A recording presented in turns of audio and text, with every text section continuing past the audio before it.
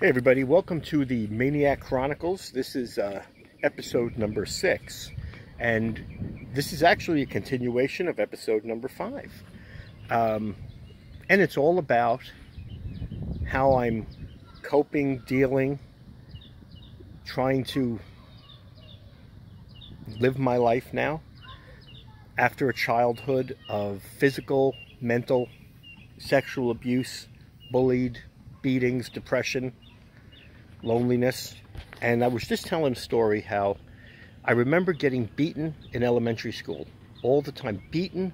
And we're talking bloody beatings.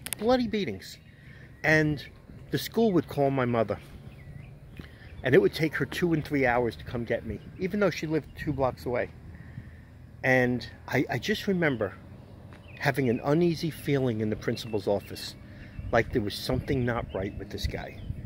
And thank God nothing was ever done to me, and he's never touched me. But I remember finding out not too many years ago that he was a huge sexual predator. Thank God nothing ever happened. But I remember when some of these beatings would happen, my mother was too embarrassed to tell people. Oh, we don't want to tell anybody that Frankie's getting beaten. They'll look at her the wrong way. Everything was about how people looked at my mother. And no, don't get me wrong. My mother never did anything to me. My mother spoiled me rotten with toys. She bought me every toy humanly possible. But also, the yelling and the screaming. 2 o'clock in the morning, I hear screams from my mother's room. Screaming at my father, who's dead. You left me to take care of this boy. You left me to take care of him. Can't I just drop dead now? I mean, and the screaming in my face, it was horrible. But that's still, we haven't even gotten to the worst of it. I remember being left with a neighbor. Let's just say she was a teenage neighbor of mine, a girl. And I'm not going to get into details, but all I'm going to say is this. I never said anything. But she would take me into the bathroom and just, you know, I was only 10, 11 years old. And she would just do stuff that you're not supposed to do to a child. And, you know, I think that's something that I've kind of really blocked out. And the other day, my son Dylan was looking at a relative's Facebook page, and I saw a picture of this person, and then I said to myself, my God, 40-something years and I didn't remember this. And I saw one picture of this lady made me say, wow, what was done to me that nobody did anything about? But anyway, I'm not sure how I got over what I did. Most of it was watching TV and playing with my toys, like I said. To understand how I grew up, once my dad died and everything fell apart in my house, we had a dog, a beautiful Afghan, a giant Afghan named Alfie. And we had a beautiful poodle named Thunder. And they were just the best dogs. And I didn't know what's better. All I knew was kids at school were saying, Frank, you smell. Frank, you're dirty. Yeah, you know why I smelled?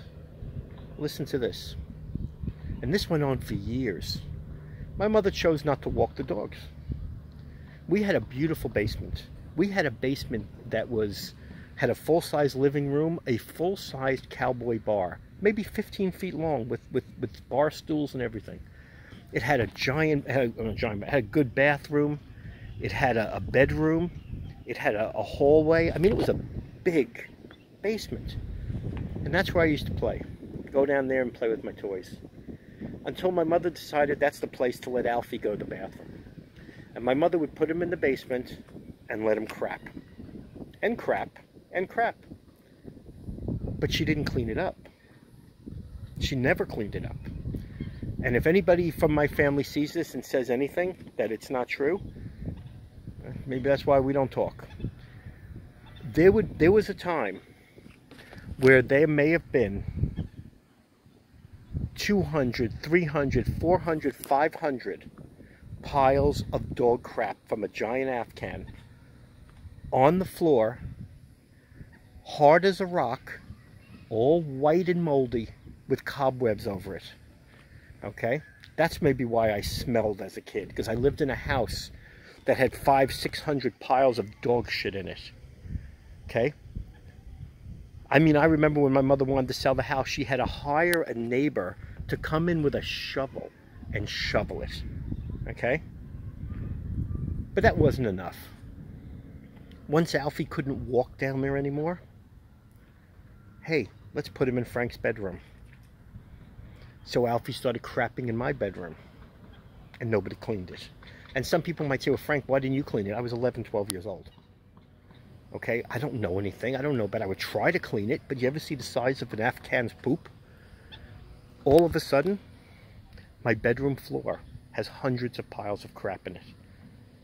So I'm forced to sleep in a little teeny guest bedroom that's probably 10 feet by 10 feet when I had a bedroom that was the size of some people's living rooms. Wasn't the end of it. Not even close. You know, I remember I had the best toys as a kid, like I keep talking about. And I remember my mother just threw them all out one day. I mean, you're talking about 50 G.I. Joes, 50 Big Jims, all these cool superhero toys. And she had a tantrum and threw them out. You know?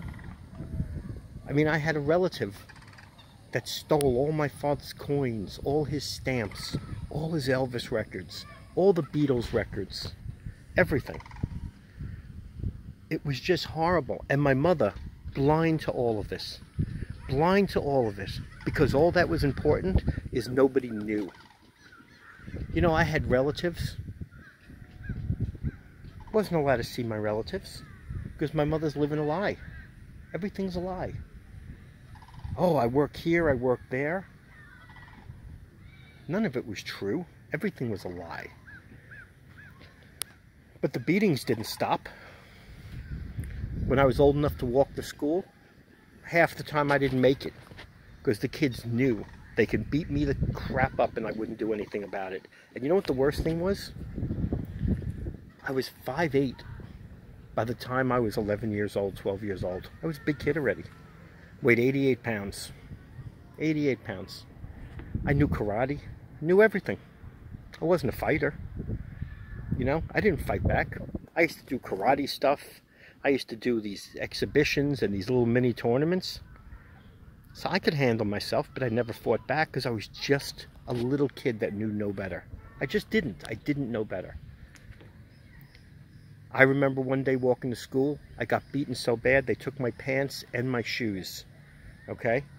You know what it's like to be 12 years old and you're in the street beaten up with no pants and no shoes? Some old lady brought me in her house and tried to call my mother for 2, 3, 4 hours. Okay? 9 o'clock in the morning, 10 o'clock in the morning, 11 o'clock. My mother doesn't answer. You know why? Because she's sleeping. Because she was sleeping. Sitting in an old lady's house I never saw in my life, waiting for somebody to reach my mother. And it was, again, happened all the time. Happened all the time. I thought getting tied to a car at 10 years old was the worst thing. Not even close. Because junior high school started. You watch shows on TV where they put kids in lockers and everything. Okay, try being shoved into a locker that's not human-sized. That's maybe the size for a dwarf. Okay?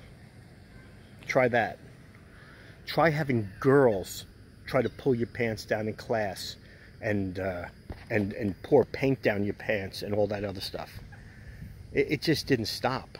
It didn't stop. It was beatings, and I know I keep saying it didn't stop because it didn't stop. And it's so much worse than I'm saying.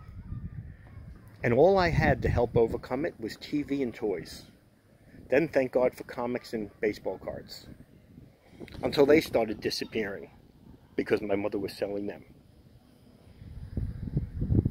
You know? Then she discovered bingo. So now let's leave Frank home alone at 12 years old, which some of you might think is okay. But I was a 12-year-old that upstairs in my head, I was 6. You know, I wasn't the sharpest. All I was told was, Frank, you have an IQ of 160. Frank, you're super smart. Frank, you're stupid smart. Really?